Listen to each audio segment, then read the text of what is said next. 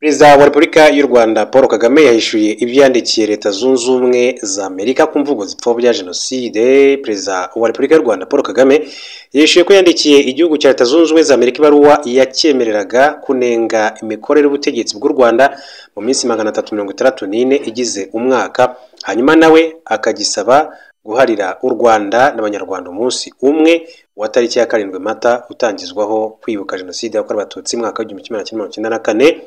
Hari mu kiganiro mukuru w'igihugu yagiranye n'itangazamakuru ku itariki ya 8 Mata 2024, aho umwe mu banyamakuru yamubajije icyo avuga ku mvugo yakoreshejwe n'umunyamabanga wa Leta Zunze Ubumwe za Amerika ushinzwe ububanyi n'amahanga Anthony Blinken. Iyo mvugo ya Anthony Blinken niyo yakoresheje mu butumwa yashyize kuri X yahoze ari Twitter ye, igaragaramo gupfobya ndetse no guhakana jenoside yakorewe abatutsi. Yagize ati Leta Zunze Ubumwe za Amerika zifatanyije n'abanyarwanda mu kwibuka ku nshuro ya 30 jenoside yakorewe abazize jenoside. Ati twunamiye ibihumbi byinshi cyane by'abatutsi, abahutu, abatwa n'abandi bose bapfuye mu minsi 100 y'ubugizi bwa nabi bw'indenga kamere.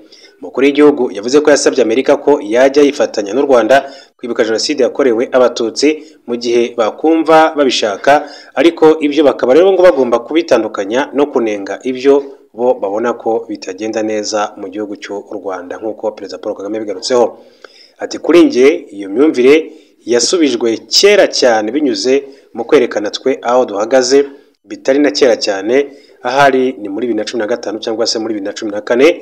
Perezida Kagame yavuze ko icyo gihe yafashe umwanzuro wo kwandikira Amerika nyuma y'uko u Rwanda bari rwakiriye ubutumwa bwavugaga ko kwibuka no kwifatanya narwo, ariko ku rundi ruhande abarwandikiye barimo Amerika bakavuga ibintu biterekeranye no kwibuka, ahubwo bijyanye n'ibyo banenga ubutegetsi bw'u Rwanda nko kutagira demokarasi, uburenganzira bwa muntu, ibintu byose tubwirwa ko tutagira habe na gato mu gihugu cyacu. Perezida Paul Kagame agira ati igihugu cyacu cyanditse ibaruwa yo gusubiza Leta Zunze Ubumwe za Amerika, ninjye wayanditse. Ibyo nababwiye ni ibintu bibiri. Icya mbere nababwiye nuko Leta Zunze Ubumwe za Amerika cyangwa se indi guverinoma cyangwa se ikindi gihugu bafite uburenganzira bwo kutubwira ibyo bashaka kutubwira byose, byaba ari bidushimisha cyangwa se bitadushimisha, ibyo nta kibazo kibirimo. Ariko nababwiye ikintu cy'ingenzi ko muri iyi minsi yo kwibuka tunezezwa no kuba mwakwifatanya natwe mu kwibuka, ariko kuri ibi bintu ati bindi mushaka kudukoreraho, icyo tubasaba cy'ingenzi ni ikintu kimwe. Muri iyo baruwa narabwiye nti mwisanzure mu kwibukana natwe, niba mubishaka munisanzure mu kutubwira icyo ari cyo cyose mudakunda kuri twe, ariko ubusabe bwacu ni bumwe. Iyo ari ku munsi wo kwibuka ari ku itariki ya 7 Mata, mwagerageza mukajya mwibukana natwe hanyuma mukagarukira aho ngaho. Akomeza agira ati kuko hari iminsi 365 mu mwaka, muduhe uyu munsi w'itariki ya 7 Mata mwibukane natwe, hanyuma musigarane iminsi 364 isigaye mudushinja buri munsi ku bintu byose mutadukundaho. Ati mutandukanye ibi bintu bibiri, mwibukane natwe umunsi umwe hanyuma mudushinje mu minsi yose isigaye y'umwaka. Naketse ko ati bwari ubwumvikane buciye mu mucyo, ati n'ubusabe buciye mu mucyo. Kuri nge rero icyo kibazo ati cyasubijwe uwo munsi. Ati rero kuri nge ibi bindi biza none cyangwa se nibizaza nta kibazo mbifiteho. Ikibazo cyo kutavugisha ukuri ku cyaha cya jenoside yakorewe abatutsi mu Rwanda gikunda kwigaragaza mu gihe cyo kwibuka. Abahanga bemeza ko ahanini ikigamijwe ari ugutoneka abarokotse ndetse no kuyobya isi ku byabaye.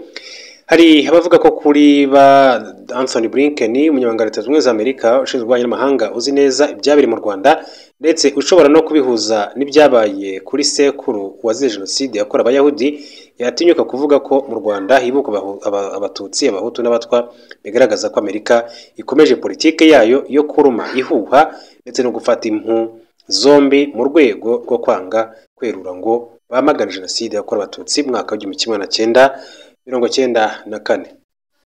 Nongeye kubifuriza ibihe byiza mwebwe mudukurikiye muri mpande zitandukanye. Mbabwire ko umushinjacyaha Dr Diogene Bideri yagaragaje ko bidakwiye ko Agathe Kanziga Habyarimana akomeza kuba mu Bufaransa nta byangombwa afite, ahubwo iki gihugu gikwiye kumwohereza mu Rwanda niba kitamuhaye ubuhunzi. Ubufaransa bwagize uruhare rukomeye cyane muri jenoside yakorewe abatutsi, ndetse igihe jenoside yari gitangira iki gihugu cyihutiye guhungisha umuryango wa Perezida Juvenal Habyarimana uyu muryango urimo Agathe Kanziga Habyarimana wari mu bakomeye mu itsinda ry'akazu ryarimo abacurabwenge ba jenoside yakorewe abatutsi. Kanziga n'umuryango we bageze mu Faransa bitegetswe na François Mitterrand wari perezida w'icyo gihugu cy'Ubufaransa icyo gihe, wanafashaga bikomeye cyane leta ya Habyarimana mu byerekeye ubukungu, igisirikare ndetse no mu bya politike. Nta nyandiko n'imwe yari yagaragara yemerera Agathe Kanziga kuba mu Faransa, kuko inzego z'ubutabera zafashe icyemezo cyo kumwima ubuhungiro, ndetse ubuyobozi bunangira rero ibyerekeye kumukurikirana ku ruhare akekwa muri jenoside yakorewe abatutsi. Umuyobozi mukuru w'ishami rishinzwe gukurikirana ibyaha by'iterabwoba mu Faransa, Jean-François Richard, ubwo yari mu Rwanda muri Werurwe 2024, yavuze ko uru rwego rudafite ububasha no kumukurikirana kubera ibyaha akurikiranyweho. Yagize ati dufite dosiye ye, iyi dosiye iragoye gukurikiranwa nk'uko nabivuze, ati ko dufite ubushobozi gusa ku byaha byakozwe kuva jenoside itangiye. Ntabwo twe abacamanza b'Abafaransa dufite ububasha bwo gukurikirana ibyaha byakozwe mbere ya jenoside, urugero nk'abantu bagize uruhare mu gutegura jenoside yakorewe abatutsi. Ubufaransa buvuga ko nta bimenyetso bifatika bihari byatuma Agathe Kanziga Habyarimana akurikiranwa mu butabera. Umushinjacyaha mu bushinjacyaha bukuru Dr Dejeune Bideri, ubwo yari mu kiganiro kigaruka ku guhangana n'ihakana n'ipfobya rya jenoside yakorewe abatutsi, yagaragaje ko hari ibihugu byifata nk'ibyateye imbere, ariko byagera ku bantu bakekwaho ibyaha bya jenoside yakorewe abatutsi bigahina akarenge. Ati Agathe akora iki mu Faransa? Ati bamwimye ibyangombwa by'ubuhunzi, banze no kumwoherereza igihugu cye. Ati none se ahaba nk'iki, kuki batamwohereza mu Rwanda?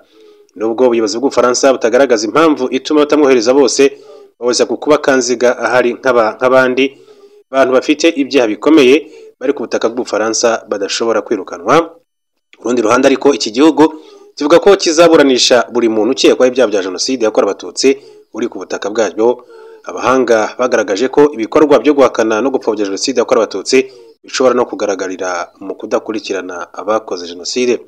Ibihugu bya Afurika kuri ubu nibyo byiganjemo abakekwaho ibyaha bya jenoside bagishakishwa, by'umwihariko muri Repubulika Iharanira Demokarasi ya Kongo. Ariko Agathe Kanziga rero nawe akaba ari umwe mu bahungiye mu gihugu cy'Ubufaransa. Bivuga ko ubwo jenoside yatangiraga mu Rwanda yaje guhungishwa aca muri Centrafrica i Bangui, hanyuma aza kuvanwa i Bangui hamwe n'umuryango we yerekezwa i Paris mu gihugu cy'Ubufaransa, murwa mukuru w'iki gihugu cy'Ubufaransa.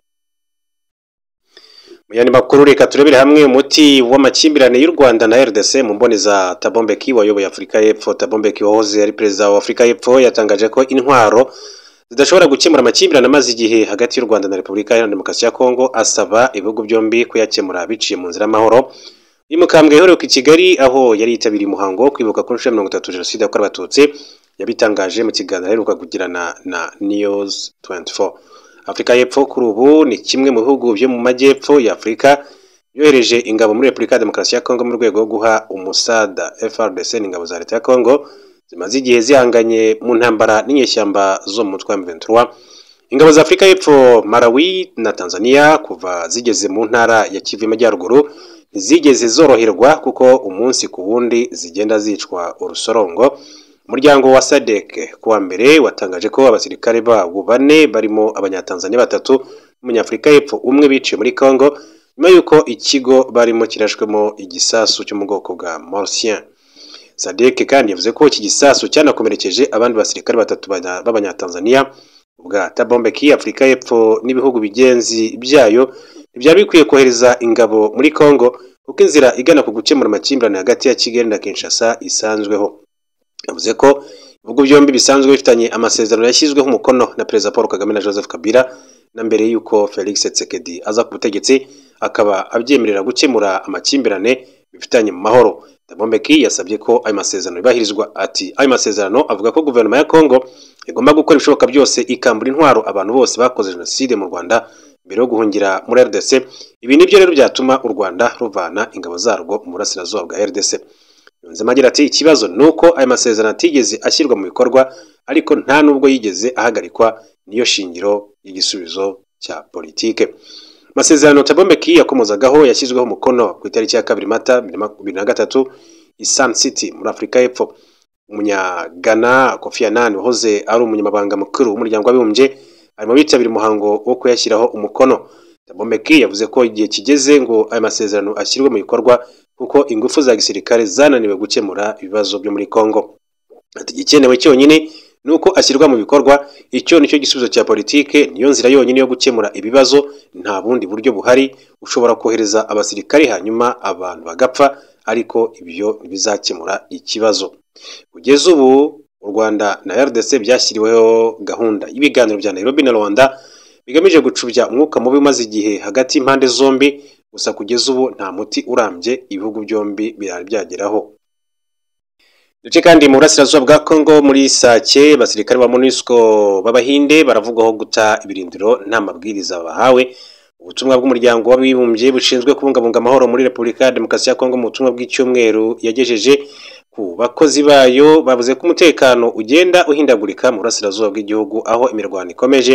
Inyeshyamba za M23 no kuvuga ku itariki 23 Werurwe zageze mu majyaruguru ya Sake nko mu birometero 20 mu burengerazuba bwa Goma, urwa mukuru Kivu y'Amajyaruguru, mu gihe abandi bagaragaye muri parike y'igihugu ya Virunga kandi bashaka gufunga umuhanda Goma Sake.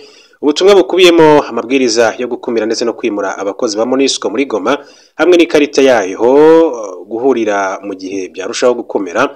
Goma ituwe n'abaturage barenga miliyoni ndetse n'abantu bagera kuri miliyoni bavanwe mu byabo, ikikijwe n'inyeshyamba za M23 kuva muri Gashyantare, aho imirwano yahiyongereye cyane. Inzira zonyine zishoboka ni ikiyaga cya Kivu mu majyepfo n'umupaka w'u Rwanda mu burasirazuba. Wa kane tariki ya 4 Mata, ingabo z'Abahinde zo mu muryango w'abibumbye UN zoherejwe hafi ya Sake mu rwego rwo gukumira inyeshyamba ngo ziterekeza muri Goma, zataye ibirindiro byazo binyuranyije n'amabwiriza y'ubuyobozi bwabo nk'uko byagiye bigarukwaho. Nk'uko kandi bigaragara mu nyandiko imbere muri MONUSCO, Agence France Presse AFP yabashije kubona ngo nibura ibirindiro bitatu byafashwe na M23 nyuma yo gutabwa n'abasirikare b'Abahinde nk'uko byanditswe muri iyi nyandiko ya Agence France Presse. Ibice binini cyane bya Kivu y'Amajyaruguru byafashwe na M23. Ubwo butumwa bwatangaje ko mu gitondo cyo ku cyumweru imitwe yitwara gisirikare ifatanya na FARDC, ingabo z'igihugu cya DRC, yarashe ku ngabo za Loni mu nkengero za Sake hamwe n'amasasu mato agera kuri 350 hamwe na roketi ebyiri zo mu bwoko bwa RPG. Mu ijoro ryo kwa gatandatu, iturika rya grenade mu nkambi y'abavanwe mu byabo hagati ya Goma na Sake ryahitanye abantu 5, abandi benshi barakomereka nk'uko bitangazwa n'umuvugizi n'ubuvuzi muri Goma. Abayobozi n'abashinzwe iyo nkambi bavuze ko nta makuru arambuye yerekeye ababikoze.